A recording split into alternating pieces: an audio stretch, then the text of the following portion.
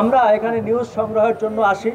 সারা বাংলাদেশ থেকে যত ভুক্তভোগী, যত দুঃখ দুর্দশা কষ্ট, সেটা বলার জন্য প্রেস ক্লাবে আসে। আজকে আমাদের অত্যন্ত দুর্ভাগ্য, যেখানে সাংবাদিকরা এসেছি আমাদের দাবি নিয়ে। আমি ঠিক জানি না যেটা শেষ কোথায়, আর আমাদের আর শেষ পর্যন্ত কত দূর যেতে হবে। আমরা সারা বাংলাদেশের আন্দোলনের খবর প্রচার করি, আর আমাদের মনে হয় এখন নিজেদেরই আন্দোলনে নামার সময় হয়েছে। আমাকে অনেকে জিজ্ঞেস করে যে ভাই, ভালো সাংবাদিক হলে কি করতে হবে? আমি তাদেরকে বলি যে ভালো সাংবাদিক বাংলাদেশে হইও না। কারণ বাংলাদেশে ভালো সাংবাদিকের পরিণতি হয় দুইটা। এক নম্বর হচ্ছে, যে কোনো মুহূর্তে দিনে বা রাতে তুমি গুম হয়ে খুন হয়ে যাবা, তোমার পরিবার জানবেও না যে তুমি কিভাবে খুন হলা। এটাই হয় আমাদের সাংবাদিকদের প্রথম পরিণতি। আর আমাদের দ্বিতীয় পরিণতি হচ্ছে একটাই, ভালো সাংবাদিক হবেন, কাউকে তেল মারবেন না, নিরপেক্ষ নিউজ করবেন, আপনাকে একসময় দেশ ছেড়ে চলে যেতে হবে। আমাদের এই সাংবাদিকের শেষ ঠিকানা এই দুটাই, হয় আমাদেরকে মরে যেতে হবে এই দেশে, না হয় দেশ ছেড়ে চলে যেতে হবে। অথচ আমাদের রাষ্ট্র বারবার বলছে আমরা তাদের তৃতীয় স্তম্ভ, চতুর্থ স্তম্ভ, তাই না? আমাদের স্তম্ভগুলো ভেঙে পড়েছে কিভাবে দেখেন। আমি আজকে খুব আফসোস করে বলেছি, আপনারাও লিখে রাখেন, সকল মিডিয়া সাক্ষী থাকেন, আমি আলী আসগর ইমন বলে গেলাম, এদেশে ভালো সাংবাদিক জন্মাবে না, যুগের পর যুগেও জন্মাবে না। কারণ আমরা ভালো সাংবাদিককে ভালো পরিবেশ দিতে পারছি না। আমরা যদি পরিবেশ দিতে না পারি, আমরা যদি লালন পালন করতে না পারি, তাহলে এই দেশে যুগের পর যুগ চলে যাবে, ভালো সাংবাদিক জন্মাবে না।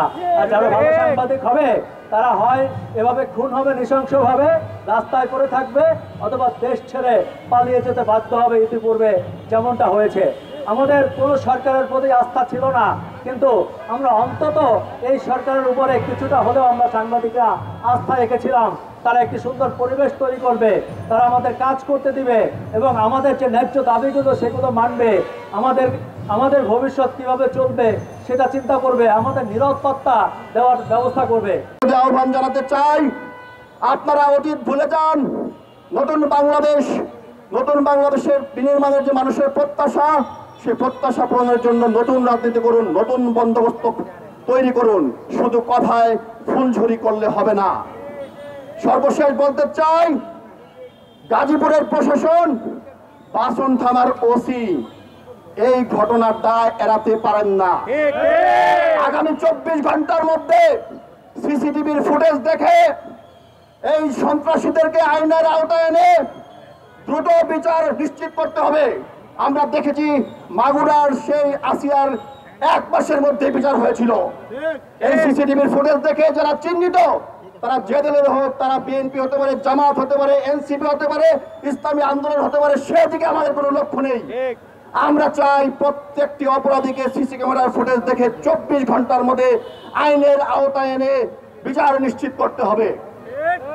যদি 24 ঘন্টার মধ্যে তাদের গ্রেফতার না করা হয়, তাহলে বাসন থানার ওসিকে বরখাস্ত করতে হবে, গাজীপুরের জেলা প্রশাসক, গাজীপুরের পুলিশ সুপারকে বরখাস্ত করতে হবে। আমরা এই অন্তর্বর্তী সরকারের সেই আন্তরিকতা দেখতে চাই। পরিশেষে বলতে চাই, আমরা কথা বলতে চাই, আমরা কথা বলবো। তোমরা সঙ্গে নুচিয়ে রেখেছো, তোমরা রাইফেল তাক করে রেখেছো, তোমরা মিছিলের উপরে ট্রাক চালিয়ে দিও, আমাদের ফেরাতে পারোনি।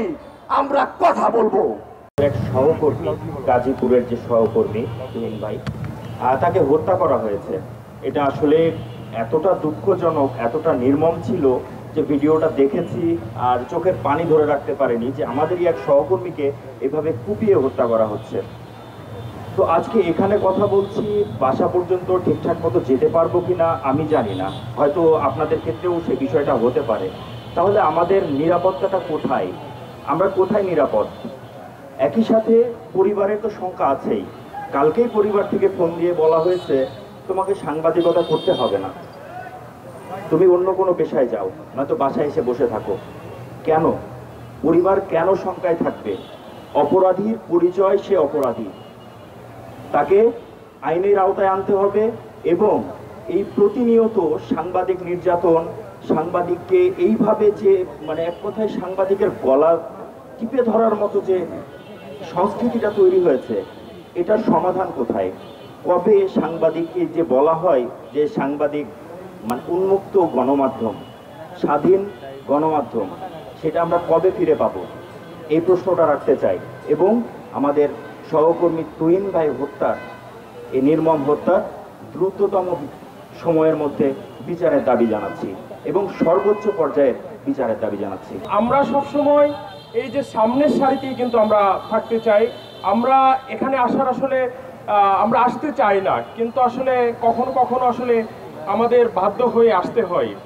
আমরা 5ই আগস্টের আগে দেখেছি যে বিভিন্ন সময় বিভিন্ন ঘটনায় সাংবাদিকরা হামলা মামলার শিকার হয়েছে, হত্যার শিকার হয়েছে, কিন্তু আমরা ভেবেছিলাম 5ই আগস্টের পর তার পরিবর্তন হবে, কিন্তু আমরা দেখছি গত 1 বছর এই অন্তর্বর্তীকালীন সরকার দায়িত্ব নেওয়ার পরেও সাংবাদিকদের উপরে হামলা মামলা কোনোভাবেই বন্ধ হচ্ছে না।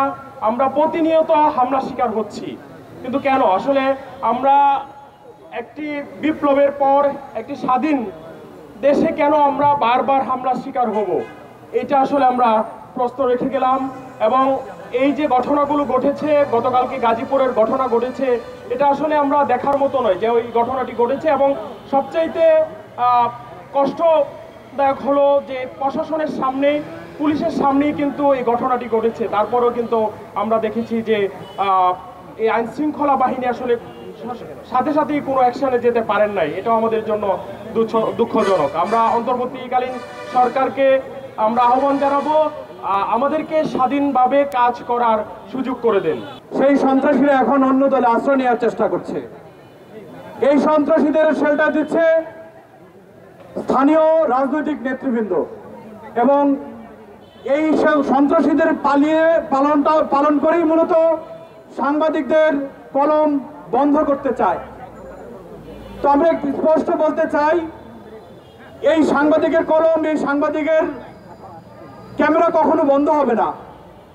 এবং গতকাল ঘটনার পর এখন পর্যন্ত তথ্য উপদেষ্টা এসি রুমে বসে তামাশা দেখছে।